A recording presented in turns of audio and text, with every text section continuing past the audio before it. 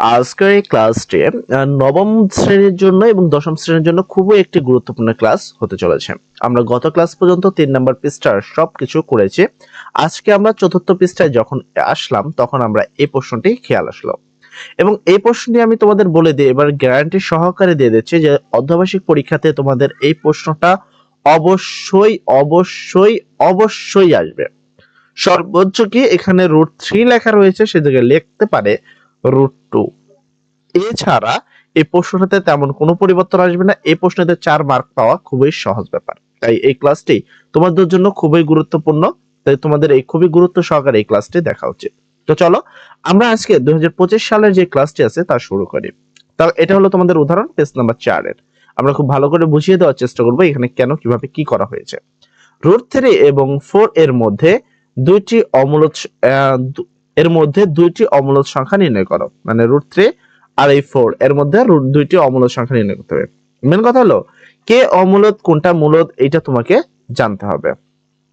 সেক্ষেত্রে আমরা লিখলাম এখানে √3 লিখে ক্যালকুলেটর দিয়ে যদি লেখো তাহলে তোমরা পাবা 1.7320,508। আরো অনেকগুলো সংখ্যা পাবা যেগুলো লেখা হয়নি, এখানে ডট ডট দেওয়া হয়েছে। ঠিক আছে, মনে করি এ হলো এই দুইটা সংখ্যার কি হার বা গড় আমরা বলতে পারি।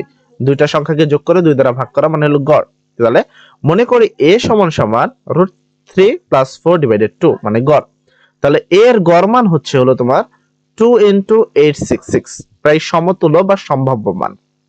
এবং b সমান ধরলাম যে এই যে সংখ্যাটি রয়েছে এই সংখ্যারই এইটাকে আমরা ডাবল একটু বেশি করে নিলাম। ঠিক আছে, তাহলে এখানে 3টি সংখ্যার গড়, এখানে আমরা 2টি সংখ্যার গড় করেছি আর এই b সমান আমরা করব 3টি সংখ্যার গড়। সেক্ষেত্রে √3 4 4।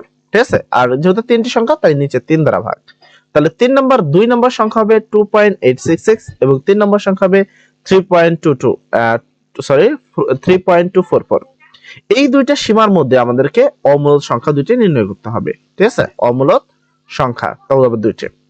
স্পষ্ট a ও b উভয়ই বাস্তব সংখ্যা, কেননা আমরা জানি যে যত ধরনের সংখ্যা আছে সবই বাস্তব সংখ্যা। তাহলে খুবই ইজি ভাবে বলতে পারি এই দশমিক সংখ্যা দুইটাই কি সংখ্যা, বাস্তব সংখ্যা। এবং উভয়ই 3 অপেক্ষায় বড়, √3 থেকে বড়, কারণ √3 এর মান হলো 1.73 আর এর মান হলো 2 যেটা এটা থেকে বড়, এটা থেকে অন্তত এটা তো বড় নাকি। সেম ভাবে এইটাও কিন্তু এইটা থেকে বড়। তো এটাই বলা হয়েছে যে স্পষ্ট যে এটা √3 থেকে বড়। কিন্তু তুমি যদি খেয়াল করো দেখো এখানে সর্বোচ্চ সংখ্যা 3 সামথিং, কিন্তু এটা কিন্তু 4 এর থেকে ছোট। তো এই কথাটাকে এখানে আমরা গুছিয়ে লেখা হয়েছে, কারণ এ হলো অসমান। এ হলো কি, এ হলো অসমান সংখ্যা √3 এবং 4 এর গড়। এ হলো কি অসমান সংখ্যা এবং এটা 4 এর গড়। আমি যেমন বললাম যে এই দুটো সংখ্যাকে 2 দ্বারা ভাগ করেছে তাই এটা গড়। এবং b হলো √3 4 এবং 4 এর গড়। মানে এখানে b হলো 3টি সংখ্যার গড়, অর্থাৎ √3 এটাকে বলা হয় লেস দেন। ঠিক আছে, লেস দেন মানে হলো এই দিকে যে চিহ্নটা যার দিক করা থাকে সে হলো ছোট। ঠিক আছে, তারপর √3 এর মান 2 এটা থেকে ছোট এবং 4 থেকে এটা আবার কি, এটা আবার ছোট। দেখো এই দিক থেকে করা। এবং √3 এর মান এটা থেকে ছোট, যে দ্বিতীয় মানটা, এবং 4 এর মানও কিন্তু এটা থেকে বড়। এই কথাটা বলা হয়েছে যে 4 এর মানটা হলো কি এর থেকে বড়। আবার a ও b কে ভগ্নাংশ আকারে প্রকাশ করা যায় না, মানে a আর b কে কি এটাকে আর এটাকে কি করা যায় না, ভগ্নাংশ আকারে প্রকাশ করা যায় না। আচ্ছা, অতএব a ও b দুইটি নির্ণয় অমূলদ সংখ্যা। আসলে এরূপ অমূলদ সংখ্যা নির্ণয় করা যায়। আসলে এই পর্যন্ত হলো তোমাদের উত্তর। তো আমি বলি এইটা হলো তোমাদের একটি উত্তর আমি করে দিলাম। তবে প্রশ্নটা আসলে এভাবে করা খুব কমই হয়। তবে মূলত যেভাবে প্রশ্ন করা হয় যে প্রমাণ করো যে √2 একটি অমূলদ সংখ্যা, অথবা প্রমাণ করো যে √3 একটি অমূলদ সংখ্যা। তো এখানে তারপরে আমাদের এই পর্যন্ত কিন্তু এটা করা শেষ। এখানে কিছু নির্দিষ্ট বৈশিষ্ট্য রয়েছে যেগুলো তোমাদের জানতে হবে। তো আমি এটা নিয়ে একটু কথা বলি। এখানে বলেছে বাস্তব সংখ্যার যোগ ও গুণন প্রক্রিয়ার মৌলিক বৈশিষ্ট্য। এগুলা ম্যাক্সিমাম মুখস্থ করবা। এগুলো এমসিকিউ তে কিন্তু মানে নৈবিত্তিক প্রশ্ন প্রচুর পরিমাণ প্রশ্ন আসে। তো এখান থেকে তোমাদের এটা মুখস্থ করা উচিত। তো এখানে দেখো এক নাম্বার হলো a, b বাস্তব সংখ্যা হলে, এক নাম্বার হলো মানে a প্লাস b বাস্তব সংখ্যা হবে, মানে a আর b যদি বাস্তব সংখ্যা হয় তাহলে a এই দুটো যোগের হবে বাস্তব সংখ্যা, এবং a ইনটু b ও হবে বাস্তব সংখ্যা, মানে এর যোগফল হবে বাস্তব সংখ্যা, তারপর আবার কি এর গুণফল হবে কি সংখ্যা, বাস্তব সংখ্যা। তারপর 2 নাম্বার a ও b যদি বাস্তব সংখ্যা হয় তাহলে a প্লাস b সমান যে মান আসবে সমান সমান b প্লাস a করলে সেই মানই আসবে, কেননা সমান সমান বলছে। আবার a ইনটু b করলে যে মান আসবে b ইনটু a করলেও সেই মানই আসবে। 3 নাম্বার বলা হয়েছে a b c বাস্তব সংখ্যা হলে a plus b plus c সমান সমান a plus b plus c এগুলো আসবে। এবং 2 নম্বর হলো a b ইনটু c সমান a ইনটু b c।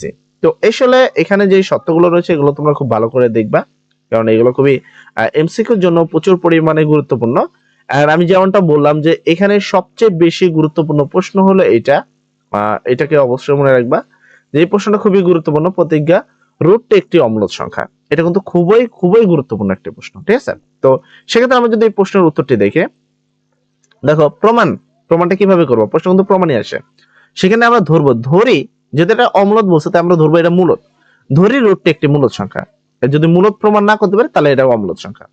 তাহলে এমন দুটি পারস্পরিক সহমূলক সার্বিক সংখ্যা পি ও কিউ যা একের থেকে বড় থাকবে, যেখানে root two equal P divided Q আকারে প্রকাশ করা যাবে।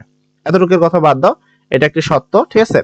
মেন কথা, যদি এটা যদি মূলত সংখ্যা হয়, এটা যদি কি আকার হয়, মূলত সংখ্যা হয়, তাহলে এটাকে পি বাই কিউ আকারে প্রকাশ করা যেতে হবে, তাই বলা হলো।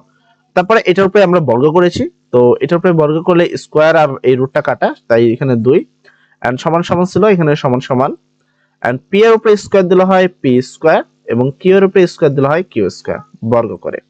এরপর এই লাইনটা তোমরা এখানে এই লাইনের নিচে লিখবা, ঠিক আছে? এই লাইনটাকে নিয়ে এসে এখানে নিচে তোমরা লিখবা। তো কি লিখবা, অর্থাৎ এখানে দেখো 2q, এখানে 2টা কিউ ছিল, এখানে কয়টা, এখানে এই বরাবর দেখো 2টা কিউ স্কোয়ার, মানে 2টা কিউ আছে, সেখান থেকে এখানে একটা কিউ রাখা হয়েছে, আর এটা যেহেতু ভাগ আছে এবার সেগুলো হয় সেটা গুণ, তাই এখানে একটা কিউ এখানে নিয়ে আসছে। তাহলে পি স্কোয়ার ডিভাইডেড কিউ উভয় পক্ষকে কিউ দ্বারা গুণ করে। আচ্ছা, তার নিচে লিখবো স্পষ্ট যে 2q একটা পূর্ণ সংখ্যা, এইটা একটা কি সংখ্যা, পূর্ণ সংখ্যা, কিন্তু P square divided Q, P square divided পূর্ণ সংখ্যা নয়, কেননা পি স্কোয়ার তো পূর্ণ সংখ্যা, কিউ এর উপরে কিন্তু স্কোয়ার নেই, তো সেক্ষেত্রে এটা কিন্তু পূর্ণ সংখ্যা নয়, কারণ পি ও কিউ স্বাভাবিক সংখ্যা, এরা পরস্পর সহমূলক এবং কিউ এর মান হলো 0। আমি বলি এটা যতটুকু বুঝতে পারো বোঝো, যদি না পারো অবশেষে তোমরা মুখস্থ করে হলে লিখে দিবা, ঠিক আছে? অতএব 2q এবং পি স্কোয়ার ডিভাইডেড কিউ সমান হতে পারে না, অর্থাৎ 2q is not equal P square divided Q. আবার রুট 2 কে পি ডিভাইডেড কিউ আকারে প্রকাশ করা যাবে না, অর্থাৎ root 2 is not equal P divided Q. অতএব রুট 2 একটি অমূলত সংখ্যা। তো এই যে তুমি এটা দেখলা, আমি আগেও বলছি যে এই প্রশ্নটা কিন্তু খুবই খুবই গুরুত্বপূর্ণ, এই রুট 2 একটি অমূলত সংখ্যা, এই প্রশ্নটা খুবই গুরুত্বপূর্ণ তোমাদের জন্য, এই প্রশ্নটা করবা। এখানে একটা কাজ রয়েছে যে প্রমাণ করো যে রুট 3 একটি অমূলত সংখ্যা। তো আজকের ক্লাস আমরা এই পর্যন্ত রাখলাম, তোমাদের জন্য এই ক্লাসটা আপাতত আমরা রাখলাম। আগামীকালের আমরা ক্লাসটা শুরু করার আগে যদি তোমরা এই ক্লাসটি করতে, মানে রুট 2 একটি অম্ল সংখ্যা, বর্তমান তোমাদের গাইডও যেহেতু নেই, তো তোমরা যদি করতে পারো অবশ্যই নিজেকে অনেক ট্যালেন্টেড ভাববা, এবং করার নিয়ম এটাই, এখানে বাহ্যিক কোনো নিয়ম নেই, তুমি এই নিয়মে এটা সমাধান করবা। আশা করি আমার সম্পূর্ণ ক্লাসটি তুমি বুঝতে পেরেছো, এবং এই ক্লাসটিতে যদি বুঝতে কোনো অসুবিধা হয় নিচে কমেন্ট সেকশনে লিখবা হলো প্রবলেম, এবং যদি সম্পূর্ণ ক্লাসটি খুব সুন্দর করে বুঝতে পারো তাহলে লিখবা হলো থ্যাংক ইউ ভাইয়া, ঠিক আছে? তো সর্বোপরি কথা, সবাই ভালো থাকবে, সবার জন্য দোয়া করি, সবাই অনেক ভালো কিছু করো, ভালো একটা রেজাল্ট করো। আসসালামু আলাইকুম।